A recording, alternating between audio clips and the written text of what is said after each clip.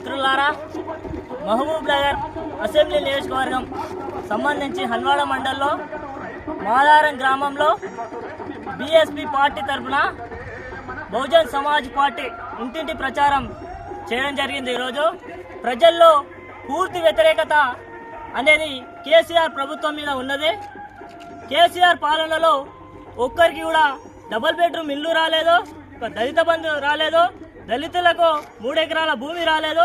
ఇటువంటి ఎన్నో హామీలు ఇచ్చిన ప్రభుత్వం గత ప్రభుత్వం మా ప్రజలకు ఏమి చేయలేదనేది గ్రామంలో ఇంటింటి ప్రచారంలో ప్రతి ఒక్కరూ గత ప్రభుత్వం మీద పూర్తి వ్యతిరేకత అనేది ఉంది.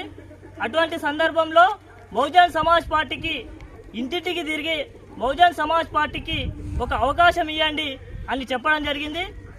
ఈ సందర్భంలో బహుజన్ సమాజ్ పార్టీకి ఎందుకు వేయాలని ప్రజలు అడిగినప్పుడు బహుజన్ సమాజ్ పార్టీ వస్తే విద్య వైద్యం కేవలం ఉచితంగానే ఇవ్వడం జరుగుతుంది. మన ఆర్ఎస్ ప్రవీణ్ కుమార్ సీఎం ఆధ్వర్యంలో మన హన్వాడ మండలానికి సంబంధించి ఒక ఇంటర్నేషనల్ స్కూల్ ఇస్తాడు.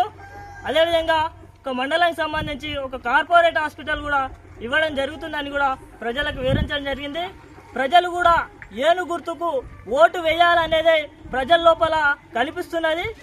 ముందు ముందు కూడా ఏను గుర్తు మహబూబ్ నగర్ అసెంబ్లీ నియోజకవర్గంలో స్వప్నక్క గారు భారీ మెజార్టీతో గెలిచే అవకాశము కనిపిస్తున్నది.